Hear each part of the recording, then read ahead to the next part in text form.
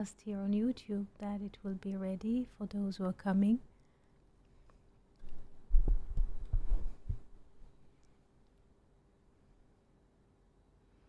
There is a great day here with clouds. Yes. Yes, for us too. When we read the forward this morning,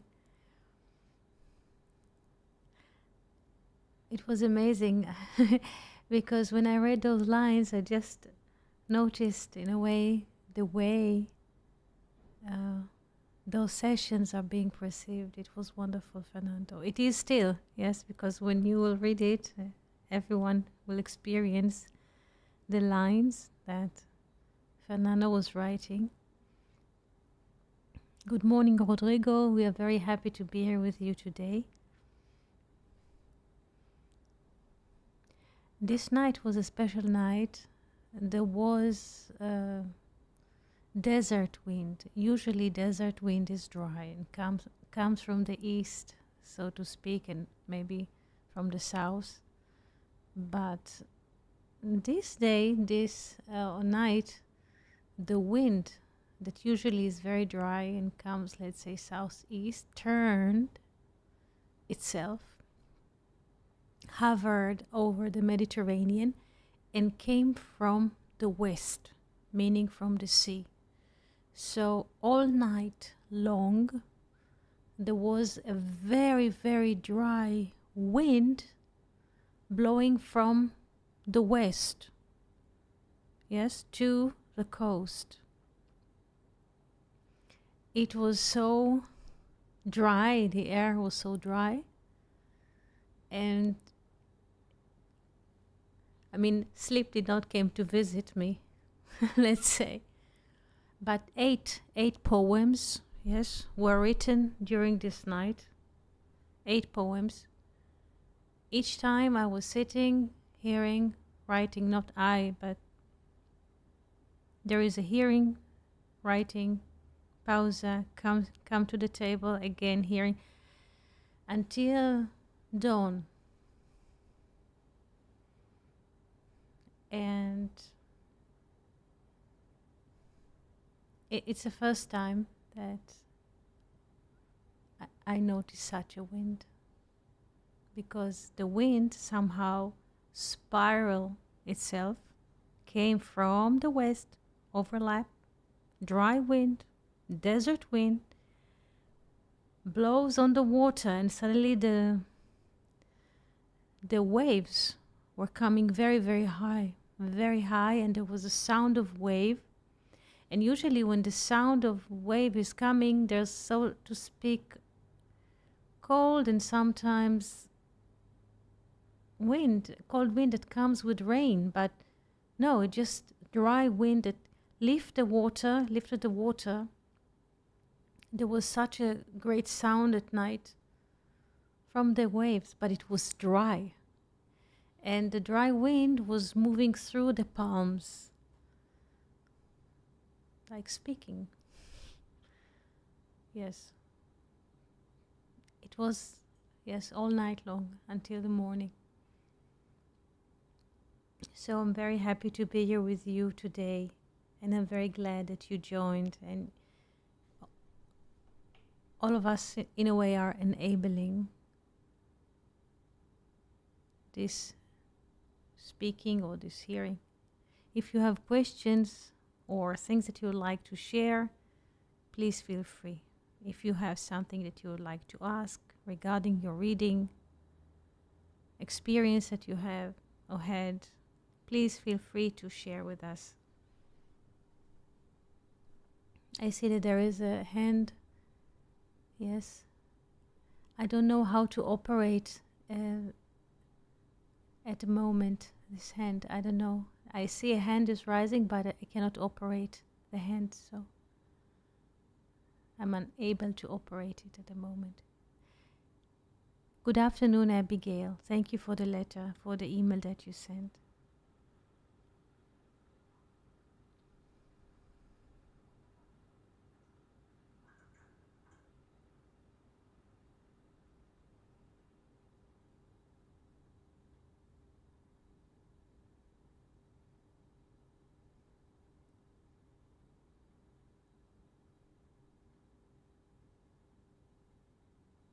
Yes, I see that there is a rising hand, but I don't see the text. If you have questions, go ahead and ask. I saw that Shlomo was posting a text regarding learning the Torah or learning the text, that if this is the text that Shlomo was posting, that if one has the righteousness,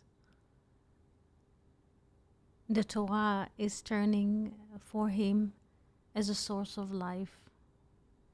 And with the wrong foot, so to speak, to read the Torah with a sense of I will know or I have the knowledge, it becomes in a way,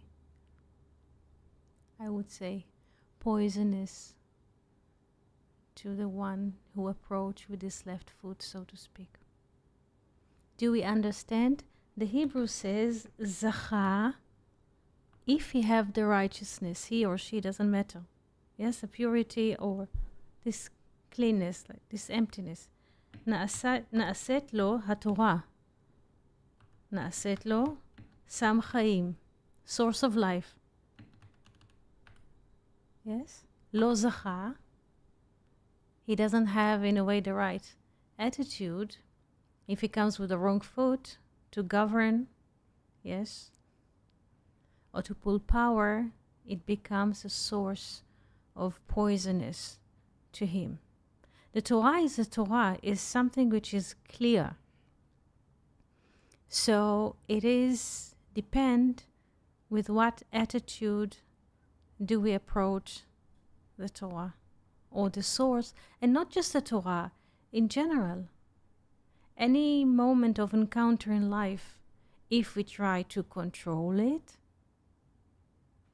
to exert power from the moment, or just being in the moment. If we are being in the moment, this is a source of life. If we try to control something or to withdraw power and influence, it becomes poisonous. So in a way, this is how the sages in a way speak about the tree of life or the tree of knowledge.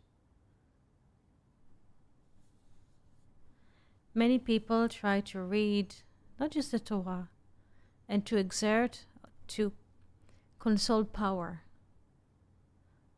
to milk every situation in life, so to speak, to empower themselves. And the more they think that they gain power, they will try to pull or to squeeze the next moment for more power. But they don't notice that the more they try to control, they're being sucked in a way to a greater and a black hole than before. So there is no use to try to cut power, yes, from situations or from moments. Is this clear, this text of the sages? Zacha becomes to him, if he or she has the righteousness or this emptiness, purity, it becomes a source of life. If we're coming with the wrong foot, not just to the Torah, for a situation, a moment in life, we try to control. What is to control? To foresee the outcome. When people go to any kind of moment and they decide in advance what they want to get from the moment, or what they would like to get from the shop, or what they would like to get from the day. Yes, when we are starting the day with the thought or with the notion that I would like to get A, B, C, D from this day until 12 or until 4, this is the wrong foot. We're trying to control the day. We're trying to control life. We're trying to control the moment. And in most of cases, when we go to life with the sense that I would like to get A, B, C, D, there is a lot of disappointment, let's call it mildly, if not more, that it comes sometimes not as we expected and sometimes opposite than we expected. Because we have no control. The thing is that we think that we know or that we have control. Let's give us a little example which is occurring in all languages. We speak in all languages about sunrise and sunset. Yes. In various languages. Yes. Yes. Expectations in Hebrew, tzipiyah, is something that covers. It means something that you wait, but something which is covered. Like the pillowcase, we say tzipit. So expectation in Hebrew has to do with the shell. Yes, not with the inner. Just the word, yes, expectation. So when we expect something, please pay attention. In Hebrew, it means we expect a shell, not the inner contact with life. This is about expectations.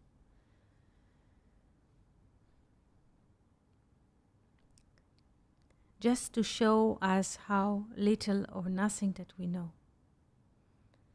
We speak in all languages about sunrise and sunset.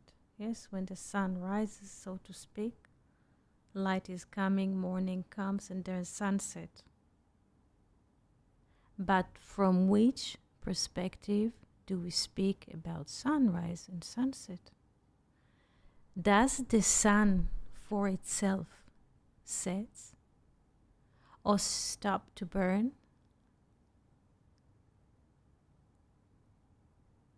Yes, we are in the serving of the Spirit. This is it. Yes. Yes, all of us.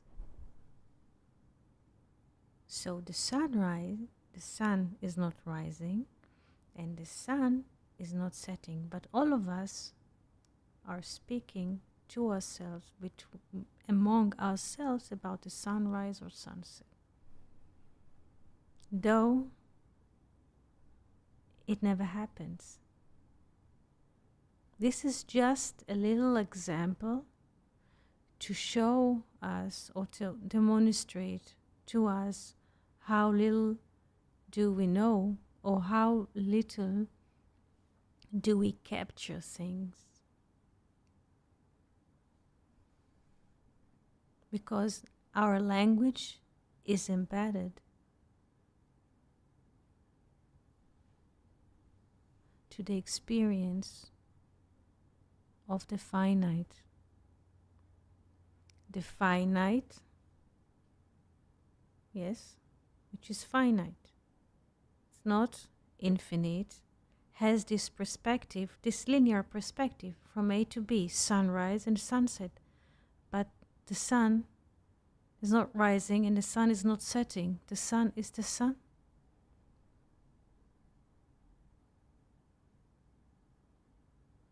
But since our eyes are telling us that, so to speak, light is coming and light is leaving, so there is a term sunrise and sunset.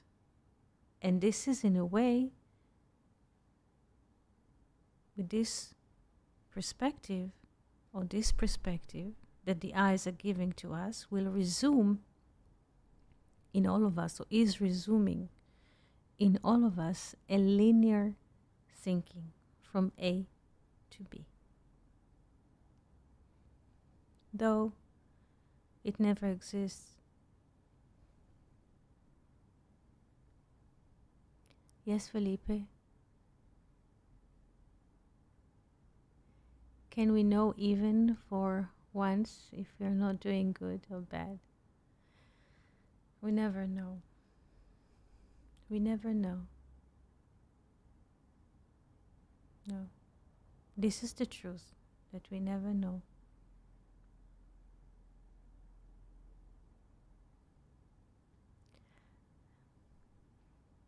Like you're asking for, or the question asks for certainty. There isn't any certainty because we cannot calculate. We are not capable of calculating all elements that are involved. We can't.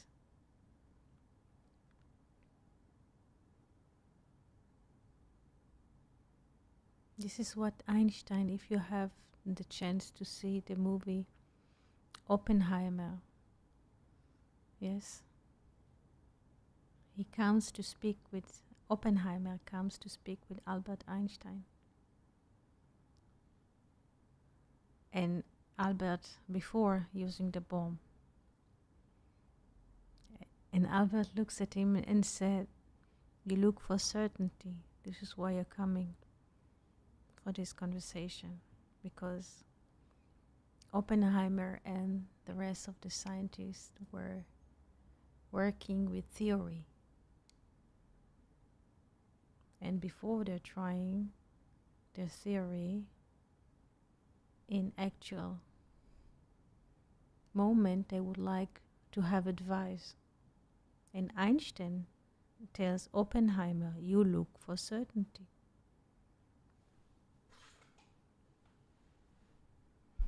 Yes. Yes. Anna Bekoach. Yes. Yes, Anna Bekoach, the 42 names, yes.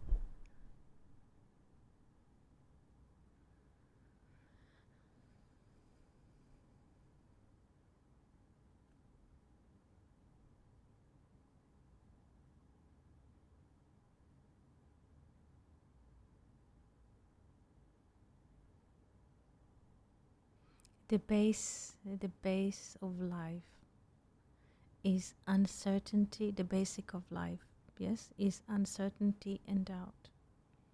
This is why the Torah starts with Bereshit, with a bet, with duality, uncertainty and doubt. Yes, this is the basic of duality, uncertainty and doubt. To all of us, even cat moves sometimes if you have the moment to notice that even a cat try to find his way with uncertainty. He tries to go from this way or from that way, not to crash another cat, another moment. Even birds, the way they move, if you notice, it's not just for us that we are calculating in the mind if this will be profitable for me or no, or how to access to the water in a restaurant or so.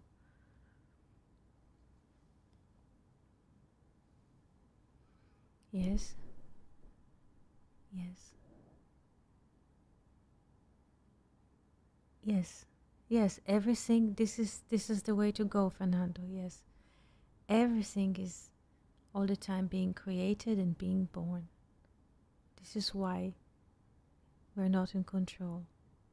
Because the control assume what?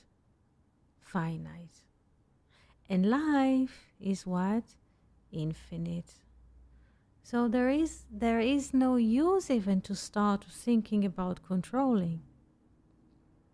But this is a mechanical process that happens to us all the time.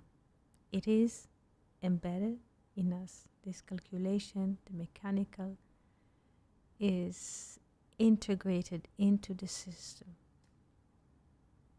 Yes, it like demands, it speaks to us. Yes, like this is us, the mechanical, the doer, speaks to us. What we call in a Kabbalah Malchut, kingdom, speaks to us, yes, as kings, that you know, yes, but this is not us, it's the tree of life, the spirit, yes.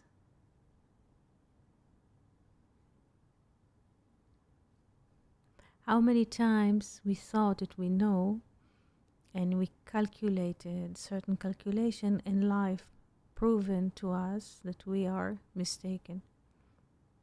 Just the last few days, Friday, Sunday, just give us an example from our lives, yes? Friday, Sunday, and Monday, yes? We traveled the bus on Friday. We were at the station.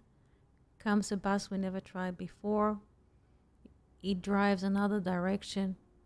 So Friday we took a bus. It took us to another dimension. Yesterday we wanted to take another metronid. It took us to another dimension. Today we took another bus to another dimension. Life has its own course. We can calculate, we can plan, we can draw lines with rulers, with colors, but life, when they want, they will take us and lead us, even in our basic counties or region, in their lanes, in the course, in the time. And we are not in control. Because who tells us what we're supposed to experience in the moment? Our tiny brain, finite brain, cannot calculate if it is in the best interest of infinity to lead us through a certain neighborhood, in a certain time, in a certain bus, in a certain constellation, to hear a certain song that the bus driver is playing, which is related to us, that we shall hear it. This is what will happen. And we don't have any control about that.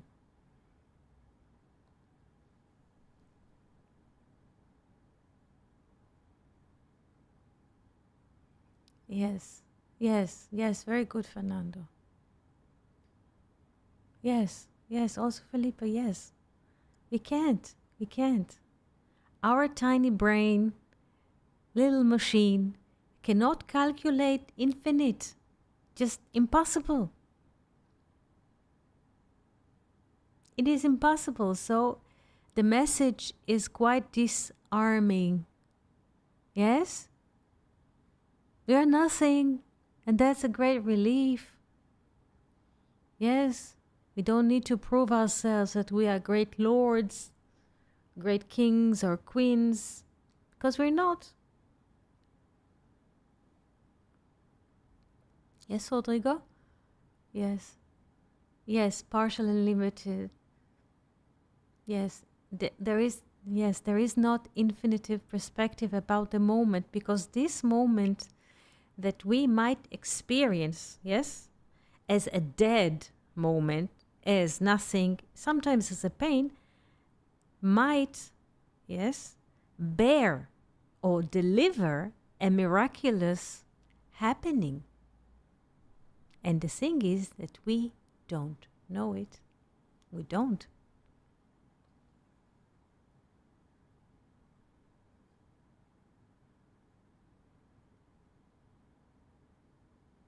Yes, Sandra, yes. That's correct. This is the base of reality.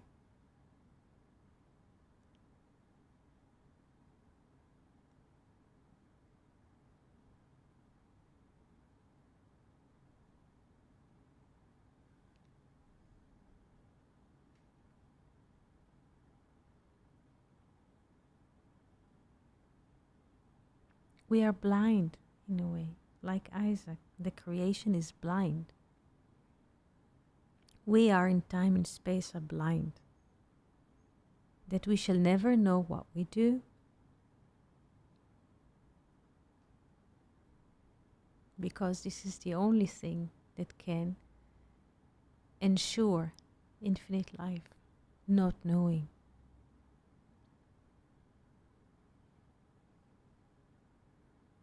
Yes, yes, the Midrash about, yes, Moses, he could not say, yes, he could not say.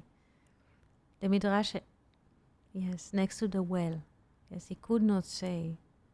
Watching the three men approaching to the well, he could not say who is just or who is right, only by guidance of God. The eyes can never tell the truth, never. Yes, Felipe. Hello, good morning. Hello, Eti. Can you hear me? Yes, I can. How do you do? Hello, I'm fine, Eti. Thanks. I'm fine. I was just thinking about another day about this midrash, and even spoke with Jose Rodrigo, Mm-hmm. and there is a fact, interesting fact, because if I'm not wrong, Moses is in a shade. He's Yes, in the he's resting, right? yes, he's resting. Yes, And there is this when you are resting you have a different point of view. You have the perspective of who is in rest, who is in a shade in the desert, right? yes, And this is an interesting fact that it isn't, let's say, directly related with the story of the midrash, mm-hmm. but it's like an influential fact of the perspective of Moses. So, because if he was in another situation, let's say in a struggling with the heat, struggling or uh, trying to survive, to walk, he maybe wouldn't even see this story, these happenings. But he was arrested. So what we were discussing is that when we are in a comfortable situation, we see things and we judge it, and we are not living their lives. We weren't. Moses was not in the shoes of this man in Midrash. Yes, Just this observation, Eti. yes, yes. He was looking through the bushes. Nobody could see that he is there in the shade. So from his, let's say, solitude in the shade, he saw three men. So according to his vision, he did not understand what is happening. So he turns to God and asks, "What is this?" So God is showing him that what you can see is only linearly. You see man A, or first man, second man, and third man coming to the well. And you presume that the first that appears with him starts the story. And the second man that's appearing is the middle of the story. And the third man that you have seen is the end of the story. Because this is how the linear thinking goes. And God says, look, this is how you see it, but there's another perspective. A non linear one. And He shares the real picture that the eyes cannot see, that the eyes cannot notice, because the eyes are capable only of linear seeing. As we were speaking about the sunrise and the sunset. So God is showing him in a way what is behind, or what is above the time between the sunset and the sunrise. The other half of a circle shows him the story about the truth and justice. This is it.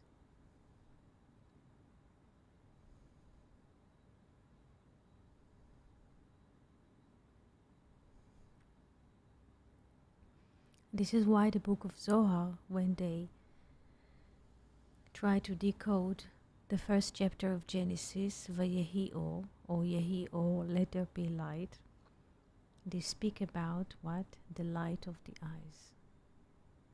What is the light of the eyes? A linear thinking. Yes?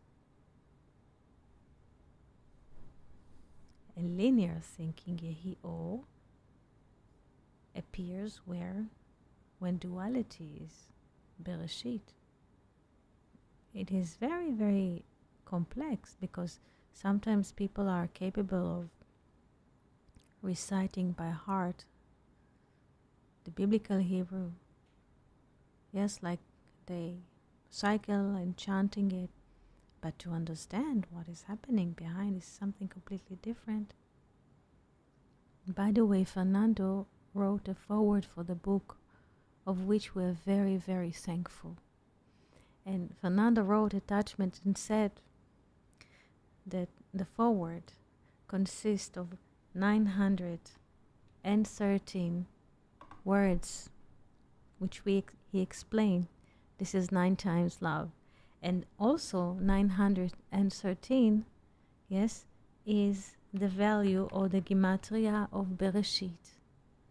Bereshit, if, yes, 913. Fernando. So you had the honor to write Bereshit, yes, in the foreword. And there is a blessing, yes, for Rosh Hashanah that we say, Shenihiye lerosh, that we shall be the head, the potential, velo lezanav, and not the tail, not in a way finite or manifested, that we shall be the potential and not the manifested or the tail. And the Rosh, yes, the potential, Bereshit holds the Rosh, yes, the heading, the beginning, yes, and in a way, Fernando, the blessing is there, the blessing for the new year to come.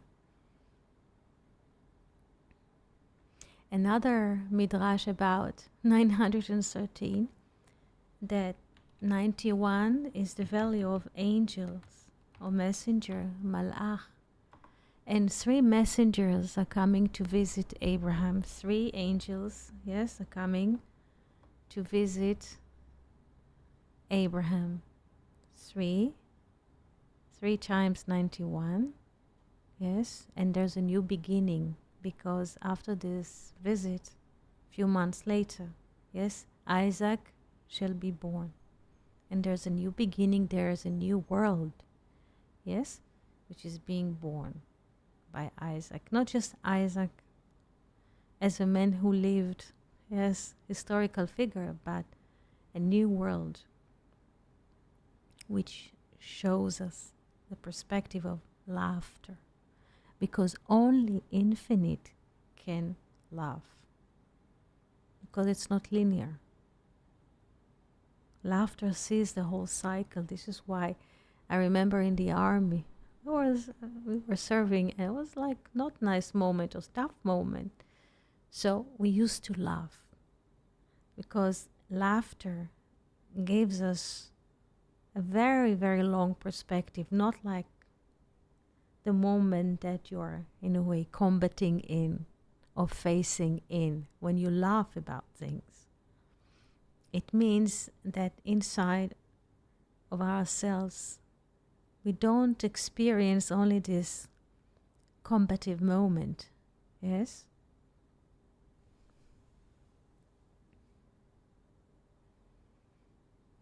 This is why, if you have seen the movie, The Name of the Rose, Name of the Rose is featuring a reality that was in Europe in the 6th century, yes, after Europe went into the Dark Ages, and only literacy or was existing in the monasteries. I mean, the ordinary public, yes, could not read and write. They did not have access to writing, reading, or any sort of communication. And the monasteries and the priests and the church took advantage, yes, on the regular public, and they made them afraid, and they forbid people to laugh. Yes, this is what a tyranny does, regardless if it's tyranny like secular or religiously tyranny. They forbid people to laugh. It's forbidden to laugh. This is how they manage to put the left foot on people and to control them, because if people will laugh, they will not take the moment seriously. They are connected to the finite. Nothing can in a way harm them or threaten them. But in the name of the rose, there's a beautiful thing. They hide all the books. Yes, in the church, in the monastery, people are forbidden to have access to any kinds of writing. And instead of that, they bring fear and anxiety to the life of people.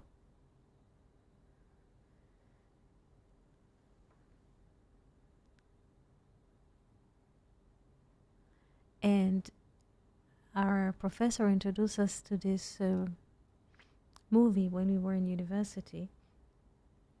And she said, because was specialty, she was like mastering in Middle Ages literature and history. And she said that when they produced this movie, they picked up, yes, special actors that look like they have like kind of a distortion in the face or in the body, specifically to show us, yes, as viewers in the movie, how fear can govern people and even shape the way they walk, the way they talk, the way they appear. How, for after a few generations of abusing people, preventing from them literacy and enlightenment, people are being crouched inside. They become like rocks. The shape of the face, yes? They become like a rock that the wind never blew, yes, fresh air into it, or never seen water. They become so stone and fossil and scary and develop like, it's, if you can see this movie, yes? But it's beautiful. So we're coming again to the story of Isaac as laughter, not just as a person, historical figure. This is how God shows to Abraham, this is how we build civilization, with laughter, with ability to critique, yes? Because what is a laughter? Yes?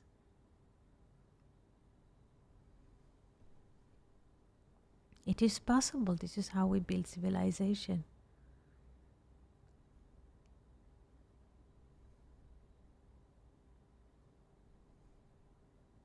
In some regimes, yes, it is forbidden to laugh. It is forbidden to have critical writing about the moment. Everybody, the emperor or the king or the president, always have to be glorified. Yes, there is no critic moment. This is in a way, the left side of the tree. Isaac, in the systematisms of sphere, Gevurah, laughter, critique, criticism. Narcissist can never tolerate what? Criticism. This is narcissism and tyranny are twins. Siamic twins. Yes?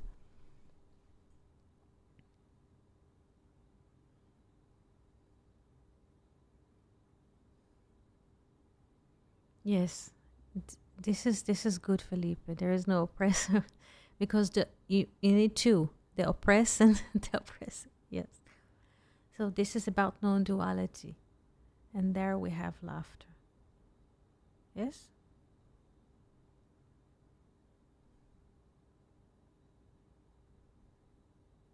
What happens when we laugh? What happens to the lips or to the mouth when we are laughing? Yes, the lips, they're going upwards. Yes, when we laugh or when we smile. Yes, it goes upwards like a part of a cycle, non-linear. When people are caught with judgment, their lips is like straight, like a line. Everything is caught. Yes? Yes, it opens too. Yes, Abigail. Yes. Yes.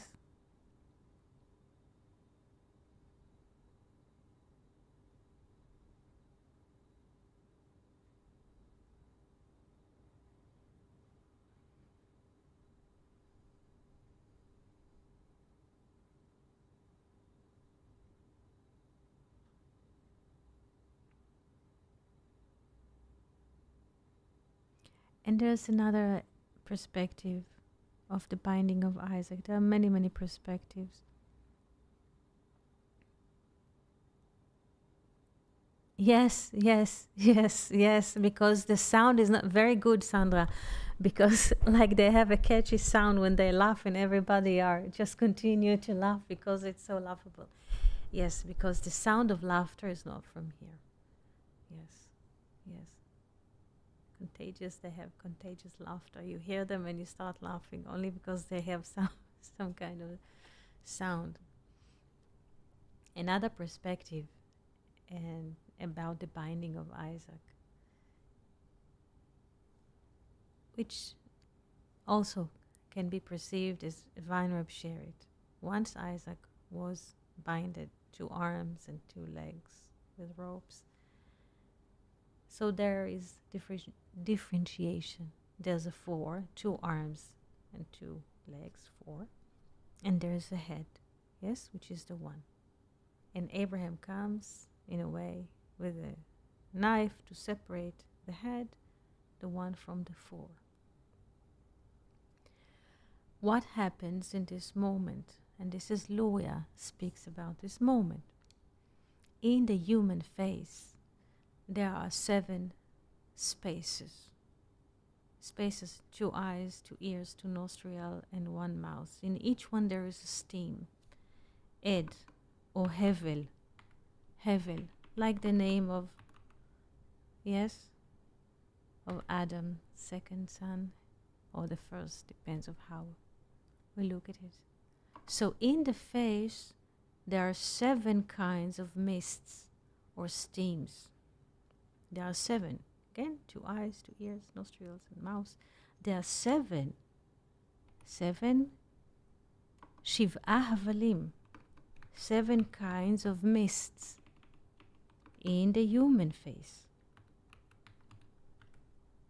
When Abraham came and lifted the knife to kill Isaac,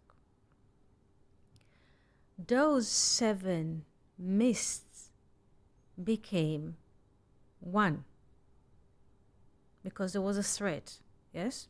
So they were coming together, became 1. Every mist, yes, yes, Felipe, +1, yes, +1 is what?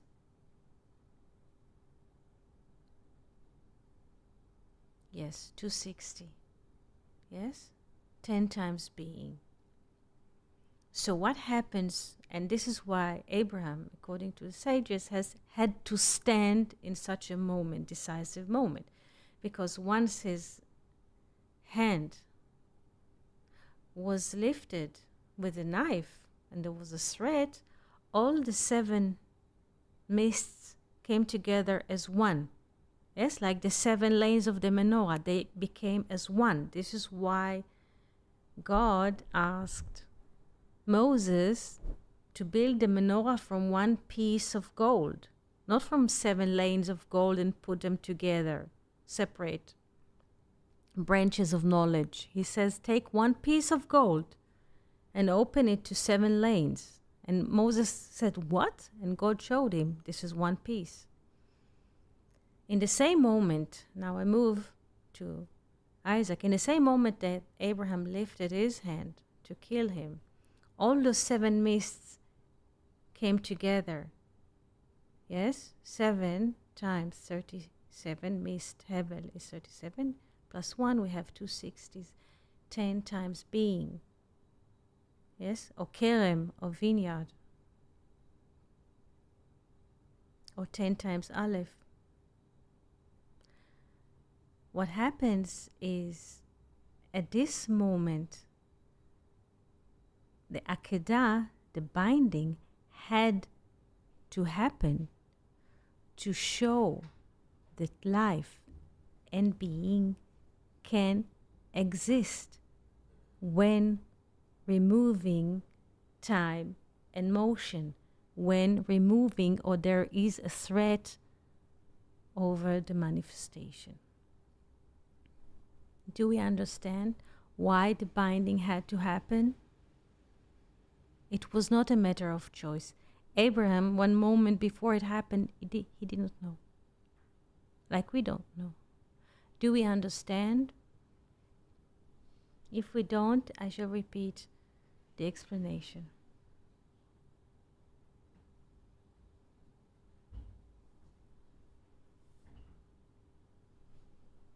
In the binding, yes, what happened in the moment of the knife in the air, before seeing the ram, there was a moment of separation, separating the shell, the manifested, the finite time from the infinite.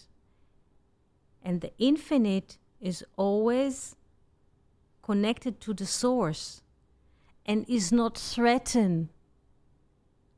Is not threatened.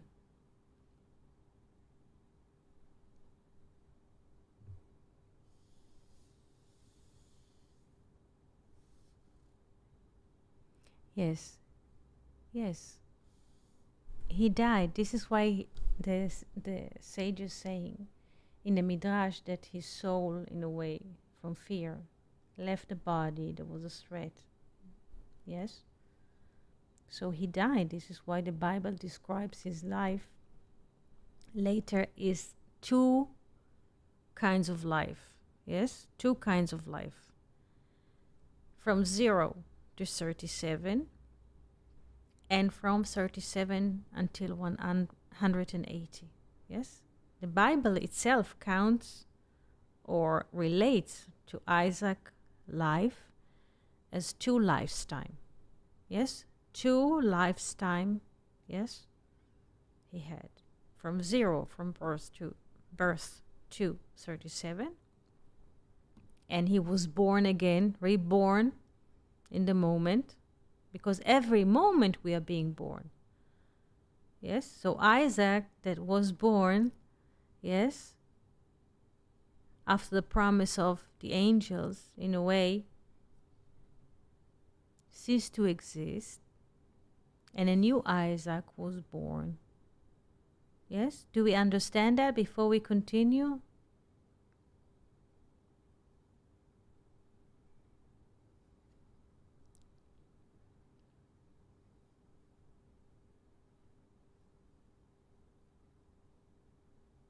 Yes, yes, yes, yes, very good, Pixidis.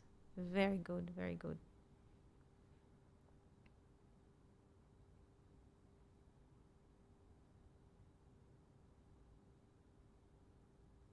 Also to show Abraham that he is not the father.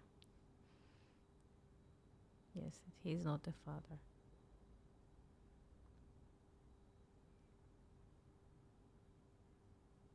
Like Felipe said before, oppressor and the oppressed. Yes, there is no killer or assassinator or a victim. Yes, because killer and a victim, it means 2. Many times in life we think that we are the victims, aren't we? that we are helpless victims of the circumstances. Yes? Many times. Feel pity for ourselves. Yes?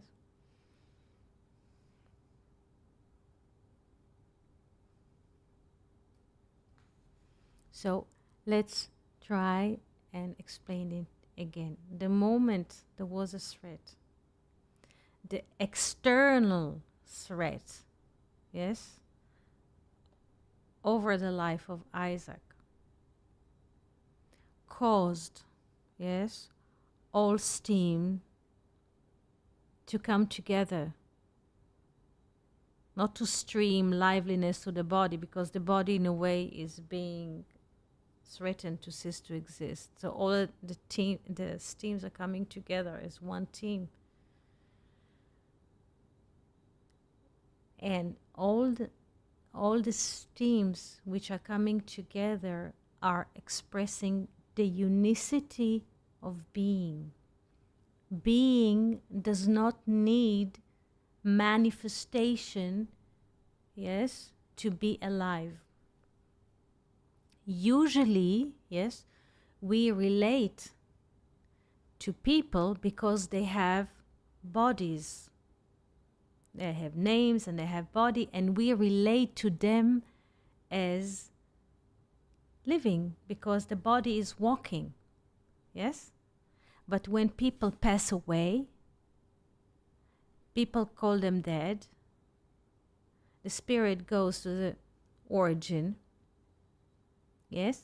And people consider them as dead.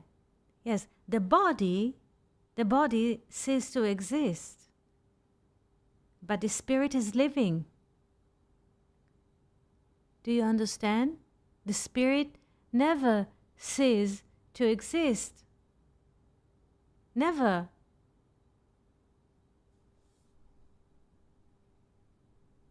The removal of a body does not harm the spirit, does not touch the spirit.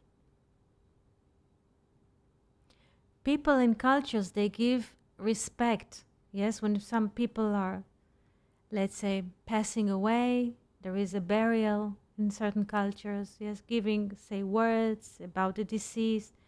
But the spirit never ceases to exist. The spirit is like a hand in a glove. The body is in a glove. When we pull the glove, the hand still exists. The spirit exists. Also the mists in the face of Isaac, binding. The source never stopped to exist. Never. This is a great teaching. Because you, Abraham, your mechanical brain tells you have to sacrifice, you have to bring as an offering, ta-ta-tam. If you do something, it is manifested, ta-ta-ta-ta. This is a great lesson. This is not happening. In the absolute, you cannot do it. You cannot. You can separate things in which dimension in the manifestation. You can dissect. You can analyze.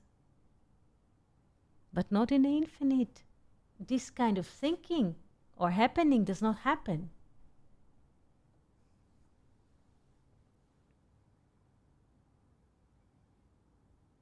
Do we understand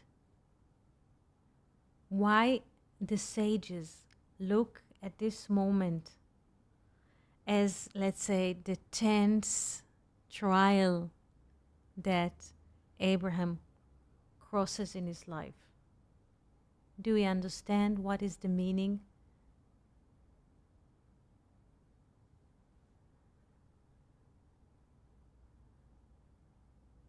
It is impossible to kill. This is it. It is impossible to kill. Yes. This is why later, when Jacob runs, yes, from his brother, he goes to the house of Laban, he swears in the fear of Isaac, Pachad Yitzchak.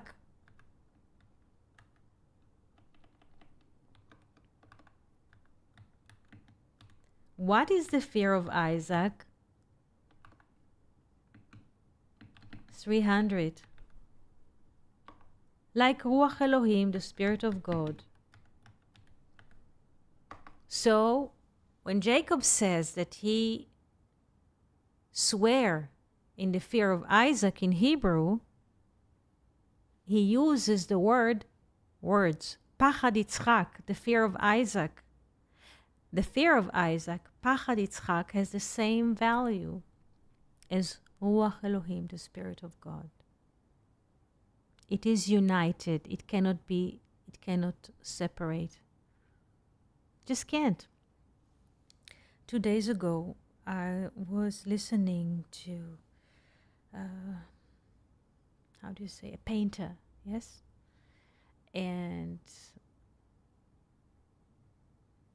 he was born in Europe 100 about years ago. When the Nazis came into power, he was born in Vienna and they moved into Warsaw in Poland. When the Nazis came into power, the father took the children, they moved to Australia. And it's like new continent, new life, new languages. It's not Europe. Australia 100 years ago was not as Australia of today. It was very different. And one day, he was like, they arrived to Australia when he was 17 with his sister. One day they caught him and they beat him up. And he says he was a painter, a very, very gentle person, like with a brush, always painting things. And he says that he was so afraid from the beating that he could not feel anything. This is Pachad Yitzchak. That in a way, a person is encapsulated, yes, inside, that nothing can harm him, whatever. So nothing, it is impossible to kill the spirit. Just return to Sandra's understanding. This is why in the commandments, Aseret HaDibrot, yes, when Israel received the Torah on the mountain, yes, one of them is "Thy no shall kill," lo tirtzach in Hebrew. Why? Because mechanically? No, it is impossible to kill. Every negation is in the Bible is not negation of law. If you do something bad will happen to you. When the Bible says no, it means it is impossible. Yes? Yes, it is impossible to kill. You cannot separate the spirit. It is. You can cut something tangible into two. Yes? But the spirit, you cannot. You can't. It's one. This is a proof. Luria comes with it in the book and shows it. Also, he shows the same mathematic about Jacob dream with the ladder. The same mathematics. Yes?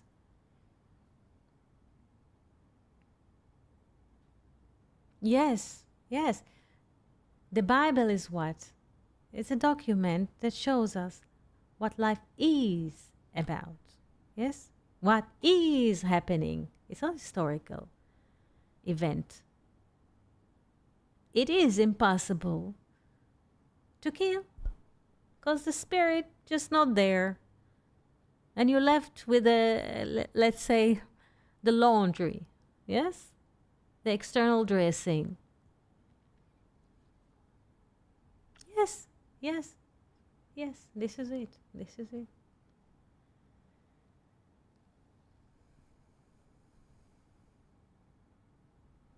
Yes. Yes. Yes. Yes. Yes. All of you are right.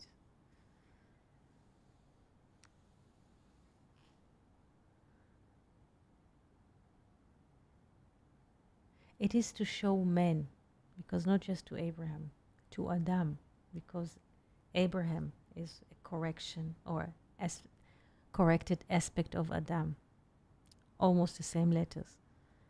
To show Adam, it is impossible to kill. Even if you think that you are a killer, if you are, how do you say, you are the one who brings offering in the book, the second book of poetry, Chilazon Otchelet, the Blue Snail, published, I think, 6th of September, like 10 days ago, yes, on Amazon. There are several poems. I mean, 1/3 of the book is about Isaac, but there are several poems about the moment of the binding. Yes, what happens to Abraham in the moment of trying. I think there are many, many poems about the Akedah, the binding of Isaac. Maybe in the next sessions we shall try to approach the text.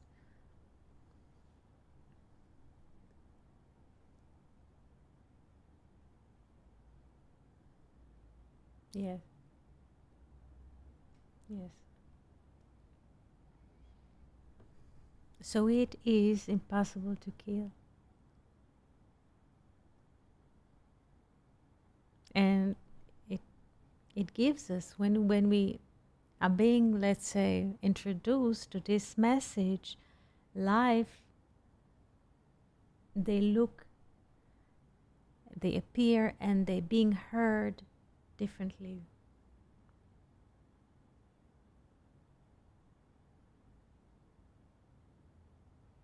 And coming to the sense of seeing is like a linear way, but hearing, we can hear, yes, only one. Listen, Israel, God is one. The eyes are in the front, in the human face. The eyes are in the front.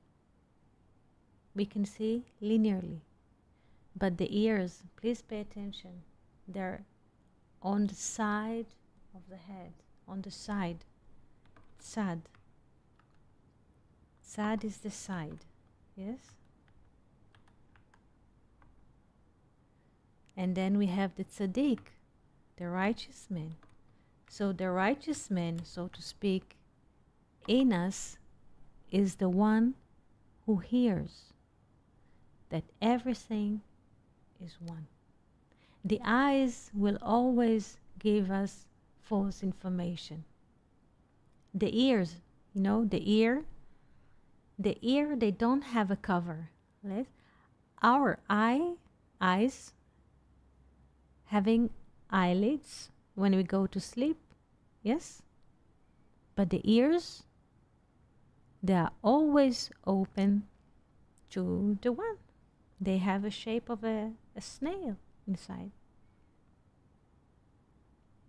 Infinitely open, our ears. This is why we can rely on them, not upon the eyes.